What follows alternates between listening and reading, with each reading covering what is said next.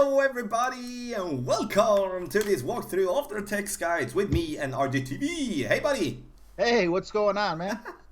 It's nice to have you here. I don't know, did we do this for the last tournament? We did, right? Or am I just... I don't Of remember. course, Yeah, I of don't remember. course. They all blend together, huh? I'm still on vacation, honestly. Like I'm You gonna. deserve it.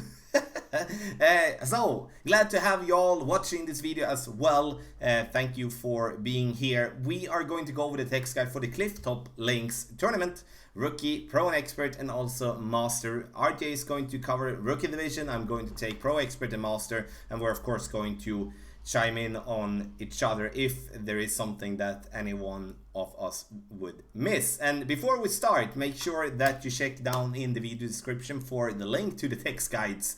Then you can take it up on your computer, phone, tablet. You can also download them to your device or even print them out if you want to. Also, have in mind, when it comes to these texts, those are general. Not RJ, not me, no one else except for the game makers know what win we're going to have in the tournament. So it's impossible for us to tell you exact in detail what the adjustment is going to be. But we're going to try to be as detailed as possible and base it on if we get crosswind, if we get headwind, if we get tailwind, and what we're going to do. But if you do want to get detailed instructions based on the tournament win during the tournament, sign up for the updated text guides by going through Patreon, link in the video description down below as well. Oh my god, so much talk here in the beginning. So I'm just going to throw over the ball to you, my friend, and we're gonna throw ourselves over hole number 1, par 4. All right, hole number 1 is going to have a 20% downhill elevation adjustment, meaning you're going to need to add 20% to whatever you would normally adjust. A marlin with your extra mile would be a great ball to have here. I like to lay up a little bit. I come in a little bit below the black square there on the right side of the sand towards the bottom of it, and I use full left curl and full left spin to avoid the rough on the right hand side and just let the ball roll up there. Now I'm assuming you have less than an extra mile 7. If you do have an extra mile 7, use half of what curl you have, or an extra mile 8. But for those lower extra mile users, also a marlin ball, if I didn't say that already, is fine, again, to avoid the rough. That would be the first shot. The second shot is also elevation is needed, especially if you're going to dial this one in. It's 10%. Now be super careful because the green is shaped like a dome top. So bring a wood and a long iron, depending on how far up the fairway you get, with the best ball guide, and also with at least 3 backspin, as it's a tough putting surface to stay on top of right next to the hole. What do you got for the pros through masters, Tommy? I thought the thing that you said there in the end with the green was perfect, and something that I'm going to build on here as well for pro and expert. There is a line here that is not displayed on the text guide, which I didn't add. It's because it's so wind dependent. It's a line that, picture yourself that you're going to bounce at the black mark, the first black mark, but the second marker would be over to the right side of the bunker instead of the left. And that way is going to be possible to get if we do have some sort of tailwind. That is by using as much side spin to the right possible, combined with 5 to 7 bars of top spin. Don't use more than 7, then you can roll into the rough on the other side. And then, of course, use the 20% downhill elevation that RJ talked about in the beginning. The thing that is going to happen there is that you're going to leave yourself up with having a short iron in minimum distance towards the pin, or a wedge shot directly to the pin in maximum distance. Both of those shots is going to be played uphill 20%. Which is strange because RJ said before that we're playing a downhill 10% from the black mark. The reason being is, like, when we are closer to the green, we're going to aim directly at the green, which means that we're aiming to a higher point than we would be if we would be further away from the green.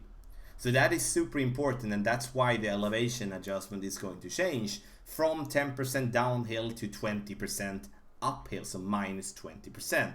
If we do get headwind, we're going to play it according to the black line, just get it down there, take our adjustment towards the pin. A ball with side spin 3 would be preferred, as we, you know, if we're not having a club with at least 50 in curl, side spin 3 would be very good to get together with that club, like an extra mile or a Thor's hammer.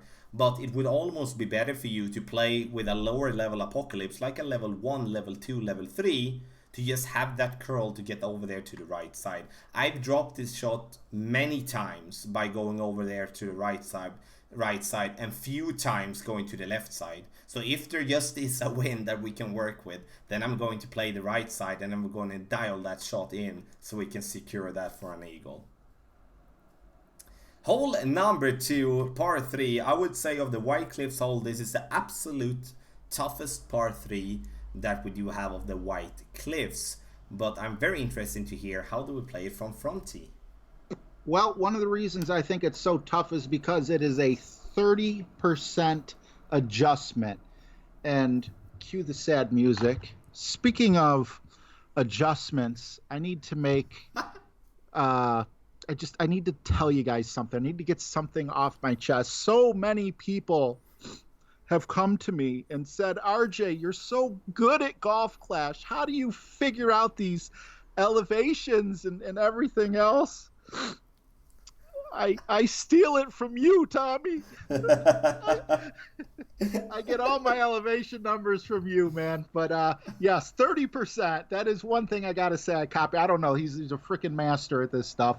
But I do have the Viper and Quasar in, and I like to land before the first bunker, where you see that first black box, with about one backspin. Again, as Tommy said in the disclaimer at the beginning of the video, everything is wind dependent, but for 3 out of the 4 winds we get, it's probably going to be one backspin, full right spin, maybe a little right curl if necessary, to get very close. If you get the hole in one, slap yourself on the back. You deserve it.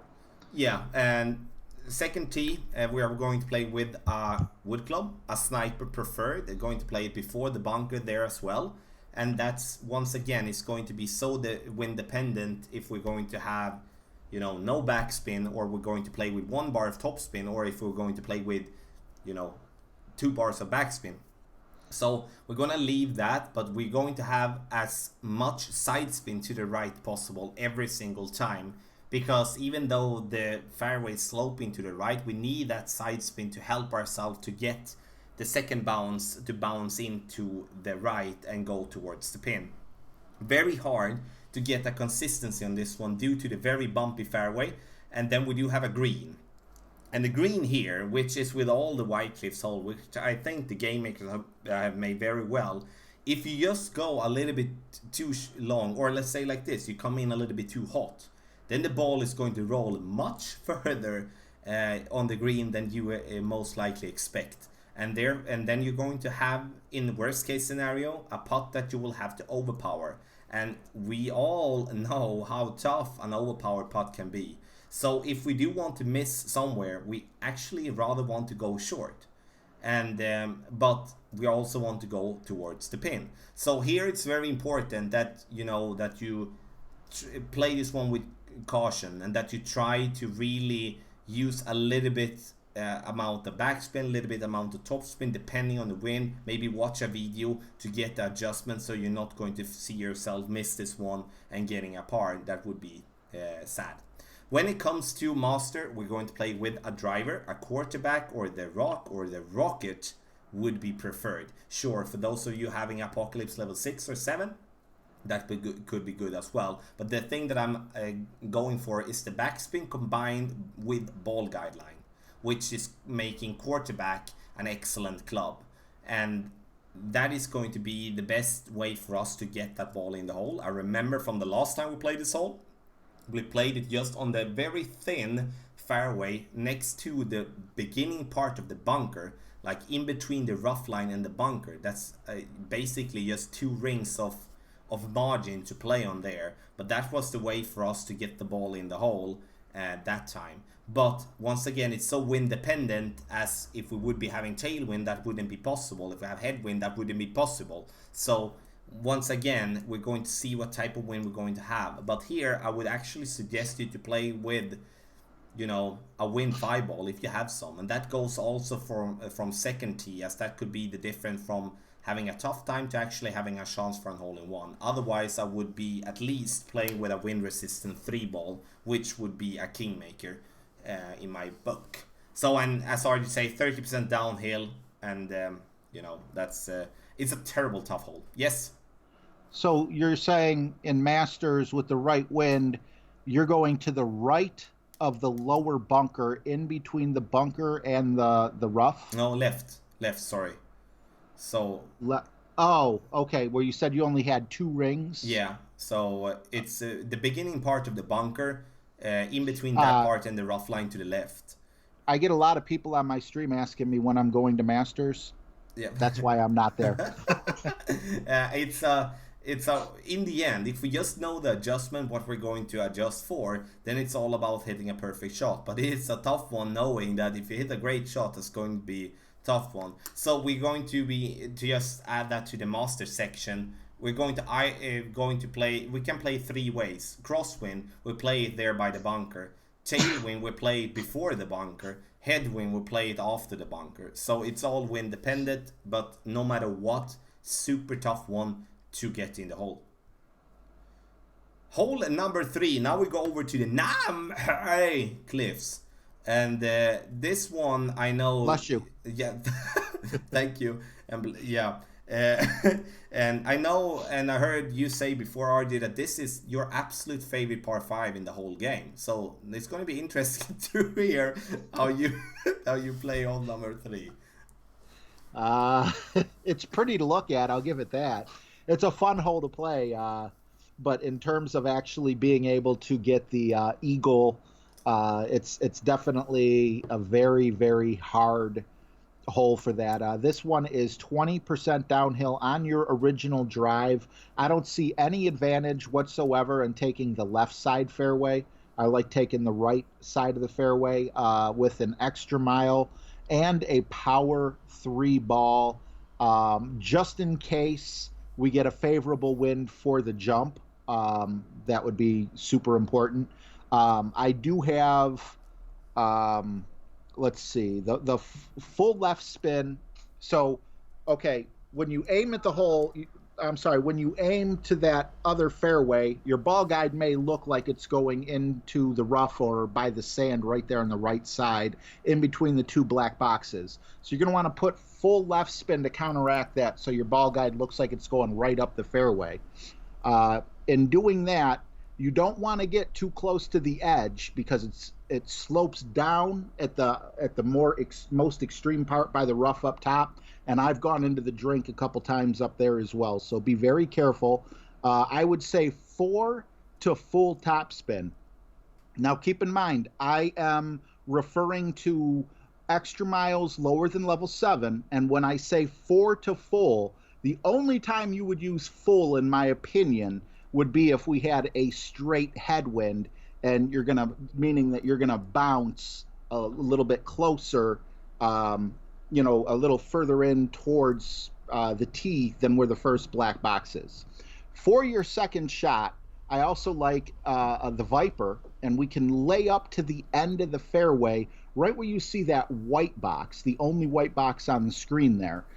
For rookies, I think this is the best shot. However, I know Tommy, and I know he's going to explain a big dog shot. This big dog shot, he may not use a big dog, but for rookies, what he would say would be big dog. There is a way to get over with favorable wind, but I'm not even going to recommend it on my portion of what I'm saying here, simply because it is risky for rookie. If you can make this shot, you might want to step up to pro, but that's up to you. A thorn will get you over that last cliff onto the green, and really you could land wherever you want. You got plenty of room. You're not going to fall off the cliff unless you do something really silly. I'm not recommending a dunk, but I am saying, if you want, you could try to roll it in, or you could do the full back spin, and try to get in on the second bounce, however you prefer. But that's what I got for hole number 3. Yes, and I'm going to continue on the more aggressive route. Like, this is a hole that has been in the game for a long time. It's a very tough hole where the drive is everything. If you do go short with your drive, you're going to have to lay up. It doesn't really matter what the wind for the second shot is going to be. You just have to lay up, and then just to have to take it for you had a crappy drive. Because the thing that we risk all the time trying to go over is to go into the water, and that's going to be something that we're going to punish ourselves for in the end, or going to be mad at ourselves for that we took an unnecessary risk. I'm not against taking risks, but we're going to take a risk in the right situation. So if we do make our drive and we get over the final little like uphill or little hump that we do have in the end, then I know that we do have enough distance to reach over to the other side of the water. But in the end, we do need crosswind, or we do need some sort of tailwind to be able to get there. The way that I like to approach the green is to use the rough that we do have on the left side of the green, to bounce in the rough and let the fairway on the right side of the rough roll the ball down onto the green, and then we have a putt for an eagle. This is by any means no albatross hole. We are not going to go for an albatross. I think I've seen 1 or 2 albatrosses where the player got just, I would say it's 99.9% luck, hitting the rocks, bouncing directly in for an albatross dunk from distance, which would otherwise go out of bounds if he would have missed the hole. So it's going to be an eagle hole to secure the eagle, but please make sure that when you stretch out your club and you try to see how far your club will reach, even in max overpower, that if you cannot reach over the water in any form, and then you should not try to get over, then you will have to lay up, even though you might want to go for it.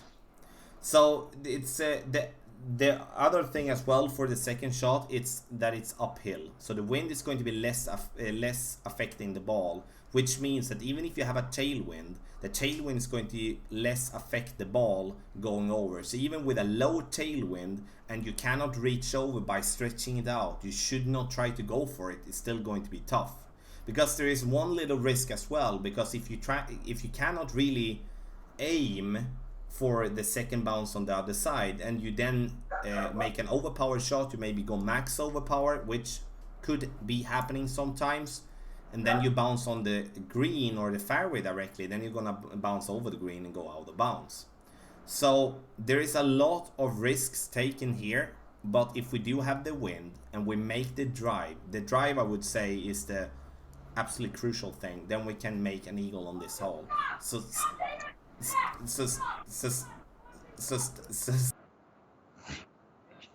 study the drive, make sure that you get enough distance, and then you should be getting an eagle. For pro and expert and master, you could play with a power 4 ball here without feeling that you're spending anything in a bad way. Otherwise, a power 3 ball is an absolute must, in my opinion, to be able to get over there. I am so sorry about that. No, no worries. I have no control. She wears the pants. On track though, I did want to ask you a question for the rookies. Yes. Okay, so let's say that there are some rookies that want to be aggressive and they want to bring either a Titan or a Kingmaker with a tailwind for their second shot. What level big dog would you say they must have to take that aggressive shot? Level 1. If level 1 will make it? Yeah, because we're aiming for the rough, so you're not really in the need of any backspin or any topspin, and the side spin you have on your ball. But of course, the accuracy with a big dog, and you will have to, the accuracy is absolutely terrible. So you're going to have to overpower your second shot in basically every time. It's going to be an absolute perfect drive to get there close to the very top, to have to stay away from having to overpower your drive, but that's very rare that we get there. So yeah. I'm actually really happy that that was your explanation, because I purposely left that out because I thought it was too hard. And it sounds like you're basically saying with the zero accuracy and everything, you've just got to hit perfect with an overpower shot, which is not easy to do No, with consistency. no, definitely not. It's going to be from whatever tee. It's going to be super hard, but it can also be like if we do find a way. And here it comes to the guides as well. If you watch a good guide, the guide speaks to you, and I'm going to of course break every one of these courses down so you know what to do. And if you feel comfortable with that, you're going to see a lot of players struggling going into the water, missing maybe a shot because they have the wrong elevation. So on the par fives, to just play it conservative, make sure that you do the shots correctly without taking any unnecessary risk, will instead be that you gain a shot on your opponent, instead of feeling that, oh, I'm just making an eagle, now everyone else is going to do the same. For sure not. It's going to be a super tough hole for each and every one. And that's for everyone in your bracket. So if you got 100 people in your bracket, there's a good chance 25 of them went into the water on this shot. So definitely, I 100% agree with you. And that gives us, going from a very tough hole, we're going to have to, we're going to get to relax a little bit for hole number 4, which is going to be a little fun one, good hole-in-one opportunity in my opinion. So how do we play hole number 4? Well, actually, you told me when we were talking beforehand, you had me correct the club. This is so easy. Thank you very much, Playdemic, for giving us a heart attack on hole 3 and then letting us recover on hole 4. For us rookies, we're actually going to be using a short iron. Yes, you heard me right. That is not a typo. I had a typo. I had long iron, but it's a short iron. Now, the one thing that might throw you off a little bit is it's 15%. But when we're talking about, rookie type wins, 10%, 15%, potato. But anyway, bring your most accurate short iron and land before the sand, right where you see his black boxes there. No spin is the preferred way to play this ball. But if you absolutely have 100% headwind or tailwind, either in your face or at the back of your head, you're only going to adjust half a bar to compensate. And then also what you're going to want to do is go to the right side of the pin when you make this shot, because there's a bit of a slope there, and you do not want to go past the hole, because this is another one of those holes where the ball's just going to keep rolling. That's what I got for hole number 4. Yeah, and I have basically exactly the same, except for we're going to change clubs. We're going to play change club. We're going to play with a long iron from the second tee, Goliath, Backbone, Saturn, whatever, B52, whatever you feel comfortable with going with. I would suggest a ball with more wind resistance, like a wind resistance 2 minimum, like a Navigator or a Kingmaker or a Titan, Katana. You have a bunch of them with wind resistance 2 and so forth. And of course, for those of you having wind 5 balls, you can use them as well, obviously. We aim slightly to the right of the pin. There is a hump there on the green on the right side, which will get your ball to go up and roll down to the left. So therefore we're going to deliberately aim a little bit to the right of the pin. Make sure that when you're aiming here, is that once applying the spin, is that you're going to go with the second bounce to be on the fringe. So when you have the spin, let's say like this, I'm playing with 4.5 bar backspin in tailwind. I'm adding the spin, putting my target, so the second bounce showing on the ball guideline on the fringe. Then I'm having in headwind, I'm playing with 3 bars of backspin. I'm going to do the same type of thing, second bounce on the fringe. The reason I'm using that as a reference is that we then are getting the correct type of bounce and not coming in hot, or we're not coming in short, and we're giving ourselves a very good chance for an hole-in-one. 30, it depends on what ball we're having. Power 3 ball, we're playing with a long iron if we do have tailwind. If we do have a headwind and we play power 3 ball, most likely going to be in between clubs. So I would say tailwind, we play with a power 3 ball, we play with a long iron, or in headwind, we play with a more wind resistant ball, like a wind 5 ball, and then we play with a wood club. So the wind is going to decide there. It's going to be a tricky hole from the 30, I must say, but definitely a hole where we're going to see a bunch of hole-in-ones, I would say.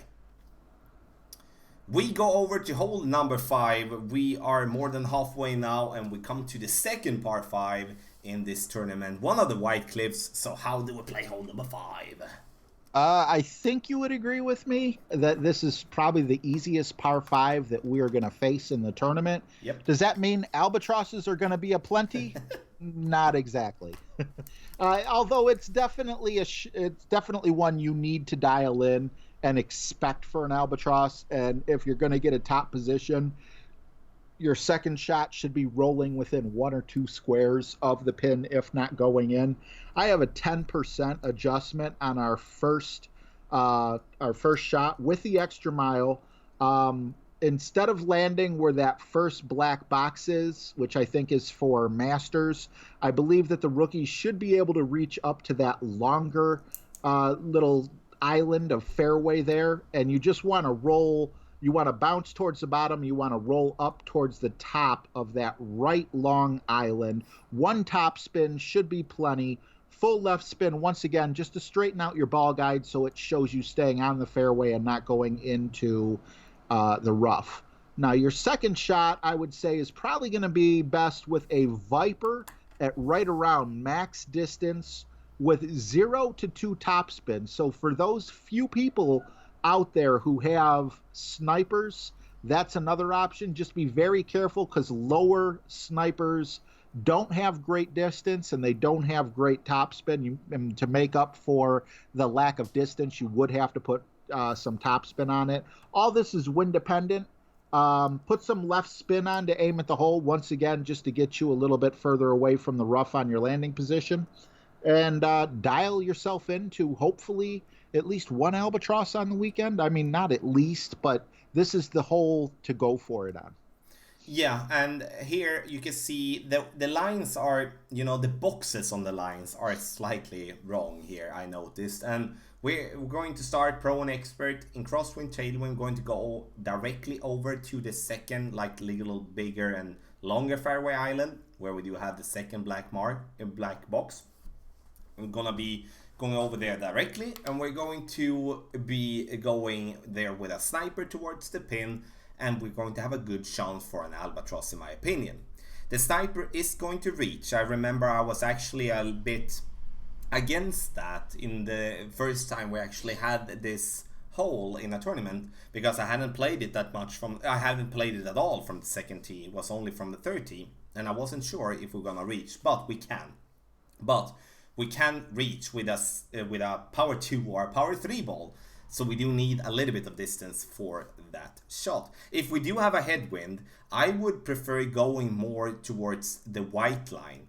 And now I missed adding 1 box, because there should be a box just after the bunker. You bounce on the first white box, then over to the fairway on the other side, and then from there you either bounce on the little island there over towards the green, or you're bouncing just before the bunker by the green towards the pin. That's a shot that I play a lot from the third tee when I do have a hard wind, or I would say from 30 I play that one with basically every wind, because I feel playing on the right side in headwind from the second tee, having to go with a lot of curl, bouncing on the island there, it's going to be tough. And if you go into the rough, you cannot reach to the pin. If you go into the water, you can definitely not reach for the pin in 2. From the third tee, I'm going to be more towards the left side here, the white line. If it's not being a wind, that is very easy to dial in a curl shot to get over on the longer fairway island. So we can say going on the right side is going to give us a better opportunity for the albatross, but the drive is going to be much tougher. If we play on the left side, the drive is going to be much easier, but the approach shot is going to be much tougher. And not much tougher in the way that you will risk the eagle, but much tougher in the way to get the albatross. I would say power 3 balls in general, if you have some power 2 balls as minimum. Master T, I would say power 3 ball, absolutely minimum. and there could even be some power 4 balls here to be used, honestly. Yeah, 10% downhill for the first shot, then I'm not adding anything for the second shot. I'm just going to play it as it is. So, hole 6. Here we come to a par 4 that is going to be interesting. I think we can dial this one in. What do you think? I think so as well. I heard you had some really good luck dialing this one in. As for me, I just want to let all the rookies know. You see that white line? That white line is evil. Stay away from it. It'll kill your game. We want to go with the black line as rookies. The drive is 10%. It could be important, but at the same point in time, if we do take the right side, it's a much more forgiving fairway than most. A Marlin should be fine, but if you want to seriously dial in that second shot, you might want to go with something that has a little bit more wind resistance. Completely up to you. With the extra mile and the Marlin, and once again, I just keep saying... I'm sorry, I'm being distracted. I'm so sorry about all the noise and everything coming from my house. No worries. But anyway, yeah, full topspin, assuming an extra mile 6 or lower. If you have an extra mile 7, you might have to take a little bit off. Full left spin just to ensure that you don't go into the rough over there, and make sure with the full left spin you have enough room to not obviously hit the rough on the right as well. Aim right down the middle of the right fairway. Your second shot, you could bring a thorn, you could bring a hornet. Probably a hornet would be a better shot because on the picture it doesn't look like there's very much room, but it's a little bit deceiving. You can dial it in with about 0 to 1/2 backspin on your second shot. Just keep your drive consistent. And, well, I'll let Tommy explain that because this is Tommy's words coming right up. Yes, and yes, I do prefer the black line, and the black line is perfectly explained from RJ. We're going to get it down there, adjusting for a 10% downhill elevation, max side spin to the left, going with around 3 to 4 bars of topspin as normal. Of course, a little bit more in headwind, a little bit less in tailwind, but with a crosswind, 3 to 4 bars of topspin. And then we're going to, if you can see the second black mark, which I hope you can, otherwise it's going to be tough, but there is a shadow there from the trees in this that comes from the trees. From that spot, you're going to get to around 335 yard mark. From that mark, you're going to play your shot medium distance with no spin or just a smidge of backspin added. Aim for the pin, and you aim for medium distance with no extra elevation or not taking anything away either. That shot has dropped for me so many times that it's just ridiculous amount of times. So I really enjoy laying up and go from distance. However, if we do have a tailwind, I understand that there will be a possibility with a power 5 ball to reach, according to the white line, use a driver like the Thor Sama level 5 plus, Apocalypse level 5 plus, or something like that you can go with some overpower, bounce on the fairway using a decent amount of backspin to land the ball on green. The risk we take is of course the water on the left, but I'm not blaming you for taking that risk because there is a possibility to then land the ball on the green. I haven't really decided what to do because I remember the last time we had tailwind for the first shot. I didn't go for green. I laid up and I sank 11 out of 13 shots. However, and where 2 of those misses, or those that I missed, were great shots for the approach. All the shots that I hit perfect, I did get into the hole. And when you do have that percentage from a specific spot, then you're going to keep to that if you're not finding yourself having a very easy time to get it to green directly or something like that. But each for their own, you decide, but there is definitely a shot for the green in tailwind, otherwise we lay up on the right. And for those of you that you want to lay up anyway, do so. Same type of playing master, only difference is that you're going to use a little bit more topspin for your drive. And in tailwind, we can still reach for the green because the wind is going to be stronger. But still 10%. Second shot, I'm not adding anything. Final par 3. White cliffs.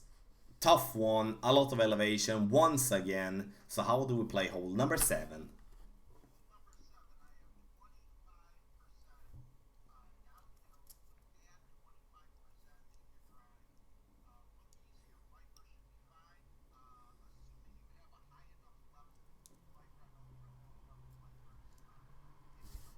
I would say anywhere from one or maybe 2 to 3 topspin would be needed, landing where the black box is, and a quasar with full left spin, and basically aim right for the pin. And that's all I got on this one. It's pretty straightforward, but that doesn't make it necessarily the easiest par 3. No, that's true. We do have the bunkers on the left and on the right. Those are definitely in play for using the black line. With a great shot left, great shot right, seen a lot of players having a problem with this one, honestly. For Pro and Expert, it's going to be kind of an in-between club situation. With a tailwind, I would prefer us going with a wood club. A sniper with a power 3 ball would be the best. And then we can play according to the black line. We use the ball guy line of the sniper, and it's going to be fairly easy to dial in.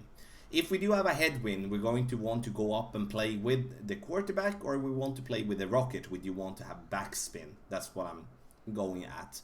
And then we're going to aim according to the white line, and then bounce ourselves towards the pin, using in that case with the backspin.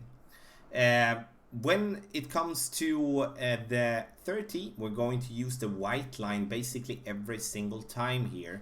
It's because we're going to have a very strong wind, and the bunkers are definitely in play. I remember, and I played this hole so many times, even though we do have a shot that might work one time bouncing according to the black line, it doesn't mean it's going to work the second time, due to it's going to roll a lot on the fairway, and that fairway is acting weird. Sometimes you go long and sometimes you go short with the same type of setup. But I like the backspin approach according to the white line. We might need some curl, all wind dependent of course, but backspin, side spin to the left, and then we're at least going to be on green. I see very few hole-in-ones on this one.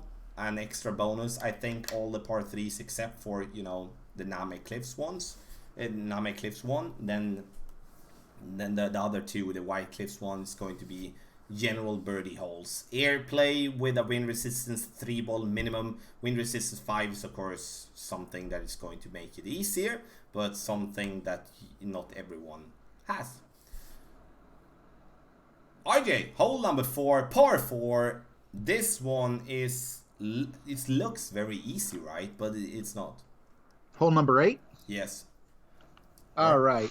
Yeah, you said hole number 4, par 4. Oh, sorry, hole number 8, par 4. No. It's fine. Yards. Right, that's what I figured threw you off, all those 4s there. Hole number 4. No. I'm not going to say the name of it. 20% on the one that you see on your screen now. Elevation, extra mile. I know I'm a broken record. I'm assuming extra mile 6 or lower. If you're higher, be very careful. You might want to back it up a little bit. One backspin with the quasar. I like the black line. I think the black line is really meant for you people that have an extra mile 6 or lower. Maybe the 7 you'd be able to take the white line. I'll let Tommy decide on that. But basically, yeah, you just go straight and you want to stop before the rough. Nice, simple, easy shot. Don't get so close to the rough that you risk going in. It's not that important for your second shot. Your second shot, we're just going to be a whopping 40% elevation.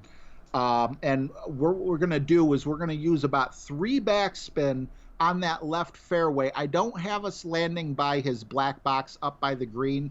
If you move that black box over to the left a little bit and maybe a little bit down or back, that's where I would want you to land the first bounce of your second shot.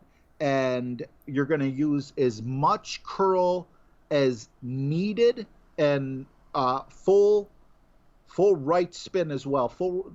With a lot of your clubs, it's going to be full right spin because a lot of the clubs are going to have very low curl amounts. But if you're using like a big dog or something, it's definitely possible to over curl it. So I don't know, Tommy, what do you say? Maybe about anywhere from half a ball to 1 ball of right curl, just to get you super close to the green. I'm not trying to get the eagle with this shot. There is an opportunity with a rough bump, but with the elevation of 40% and how hard it is for rookies with low-level clubs, I'm going for a birdie on this one. with the instructions that I just gave. Yeah, and to just, I agree with you with the curl there, so I would go with the same, somewhere in between there, depending on the wind. But yes, this is a hole which is very much tougher for rookie division than it is for pro, expert, and for master. It's because we are not going, yeah, playing a rookie, you most likely have lower level clubs, as RJ already described, and then you cannot get to the right side, because in pro and expert and in master we're gonna go to the right side using a club with a lot of curl. And I understand that you might not have an Apocalypse level 5 plus in your bag, but you maybe have an Apocalypse level 1 or level 2, or you maybe have a quarterback level 9 or 10, something like that, that you do have a lot of curl, because you're going to have to curl a lot. We do going to have to use around 1 to 1.5 ball curl, half ball of curl outside the adjustment ring to the right, and we're going to use as much side spin to the right possible, combined with as much top spin at the same time. Side spin 3 ball is an absolute must. A Kingmaker would be the preferred ball, but understand that we might not have a big chunk of those, but we might have a Katana, which could be kind of like a semi Kingmaker type of ball, so using that one instead. 20% extra for the drive, as already explained, and we do want to bounce as close to the right side possible without, of course, endangering bouncing directly into the rough, because that shot is then going to be very tough to get to the green. When we get down there to the right, we're going to have all from 10% to 30% elevation adjustment. It could even be no elevation, depending on how far down you're getting on the fairway. If you're very close to the rough, you're not going to add anything for elevation. If you're getting, according to the white second box there, then you're going to play that shot around 30% downhill. So that's going to be a very interesting shot to try to dial in, and something that I will, of course, will get back to you with. It is important to try to get a consistent drive to get to the same type of yardage here, because this one is definitely possible to dial in from distance. I remember the approach from the right side, you either choose to go for the rough bump or you went directly at the hole. I preferred to go directly at the hole, as we were with a short iron towards the pin, and I like to go with the thorn. And the Hornet obviously is also a good club there. Definitely in my book, a hole where we can dial in. We're going to get the chance. I really enjoy the White Cliffs so much. I think I'm damaged after several thousand Tour 12 games playing with White Cliffs, but I really enjoy the par 4s from White Cliffs. It's tough, but they're definitely possible to dial in, and it's going to be a huge extra to get so far, so near the end in the tournament.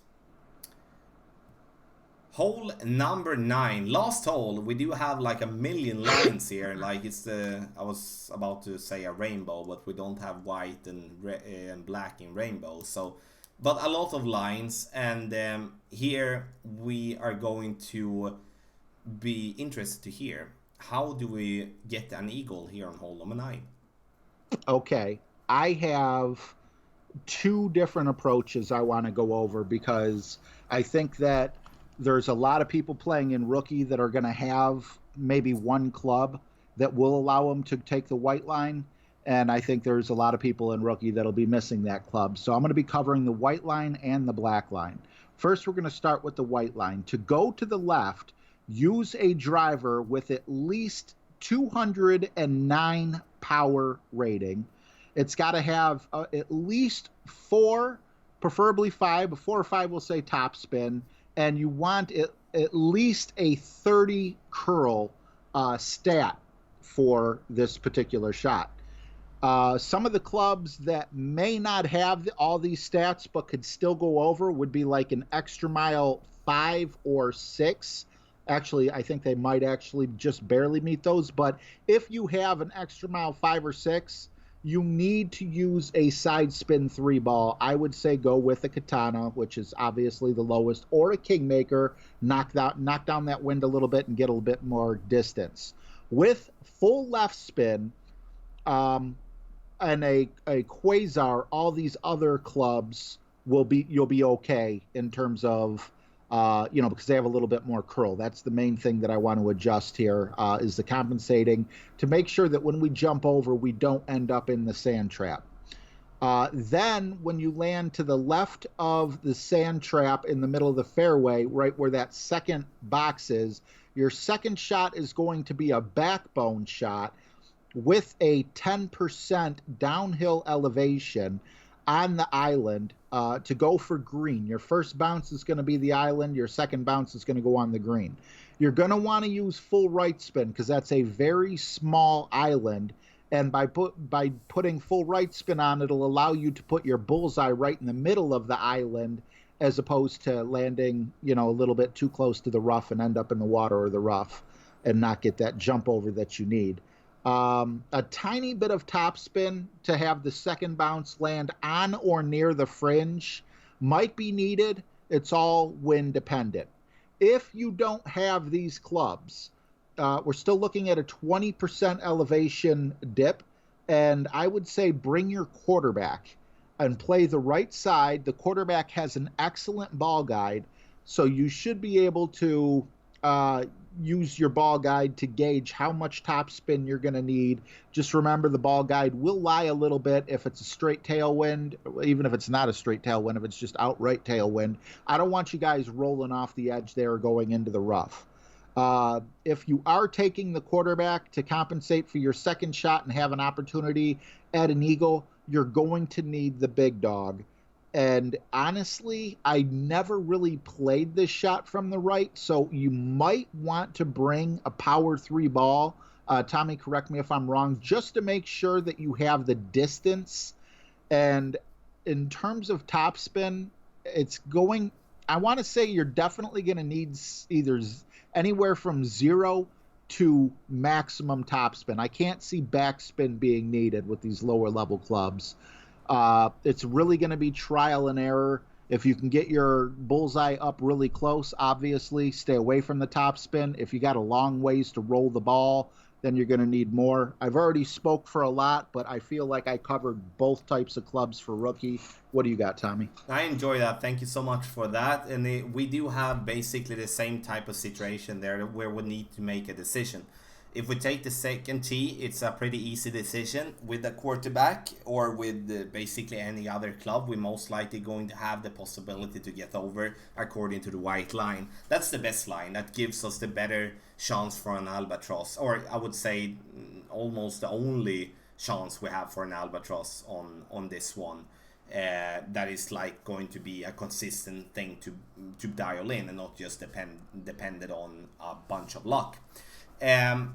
We bounce over, try to get as far to the left as possible using as much side spin as we can, around 1 to 1.5 ball curl to the left.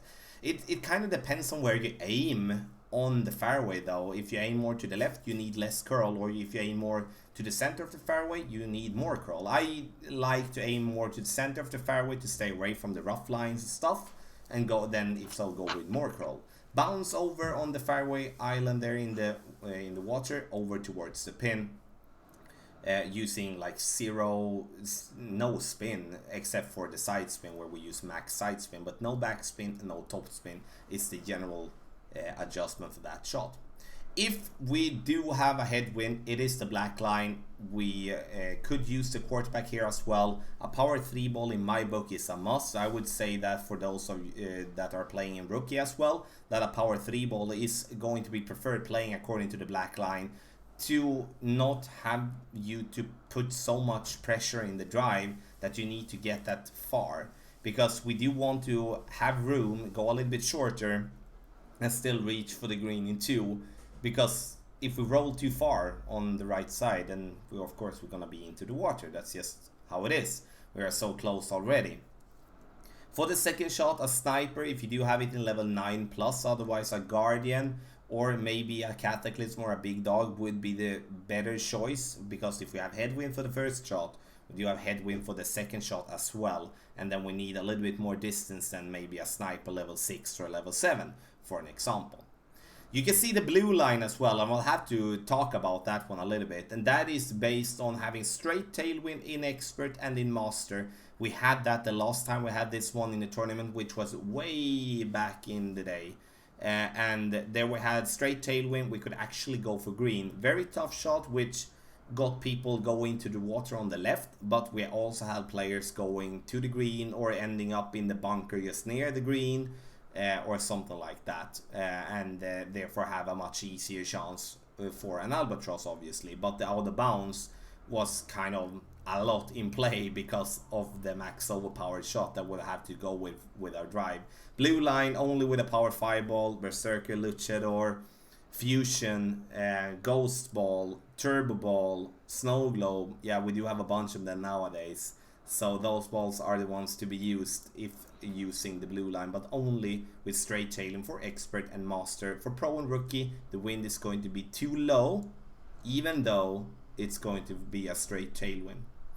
20% for the drive, and I add the 10% extra for the second shot. Interesting hole, definitely a possibility for an albatross, but it's going to be a one to earn big time. So there we have it. We do have all the 9 holes, a mix of the White Cliffs and the Namhe Cliffs in when it comes to where to practice. It's tour number 5 for White Cliffs for Rookie Division, and tour number 3 for Namhe Cliffs for Rookie Division. For Pro and Expert Division, you can only practice the Namhe Cliffs, which is tour number 10, and for Master Division, it's only for the White Cliffs, which is tour number 12. I do see... Sure, it's all wind dependent if we get bunch of tailwind and stuff, but I think we're going to see people win this tournament with all from -26 to -30, depending on, of course, if we do have a bunch of tailwind or not. Less tailwind, lower score, then I think we're gonna definitely see 26, 27 as a score to win with. And now I'm talking pro, expert, and in master. What do you think, RJ, here with the scores? I would say it's probably going to be close in rookie, unfortunately, because we do get a lot of people who I play against, you know, when I'm in Tour 9 with nothing but rookie badges. So that kind of gives people an unfair advantage. And then if you're in a lower level, you know, yeah, I agree. You know, I think the tees, moving the tees, hitting from the first box kind of makes up a little bit of the difference for having slightly less powerful, less accurate clubs. Yeah, interesting. It's going to be, I'm going to stream basically every single day as normal when it comes to the tournament. Playthroughs will be out already during tomorrow when the tournament starts with the tournament win. So I'm going to update that. Also, updated text guides will be out on Tuesday. Those are, in my opinion, my best guides. Those are the one that going to pinpoint the direction for you in whatever division you're going to play, and those are going to help. RJ, a little bit later tomorrow than 7 p.m. I think I've learned your schedule. Yes. I got to go see the shrink every Monday. So probably 9 o'clock p.m. we'll hop on and give it a go for the first time. Mm-hmm. And then every other day of the tournament, we're looking at right around 7 p.m. Eastern Time, USA. Yeah. Nice. So, and if you do have any questions for us, please make sure that you write in the comment section below. Also, if you like the video, take your time, hit thumbs up as well. See you on stream already when the tournament starts at 3 a.m. Eastern Standard Time, 8 a.m. UK time, or 9 a.m. Central European time. And as always, we're going to let RJ end it up here on the stream. Happy stroking. Happy stroking.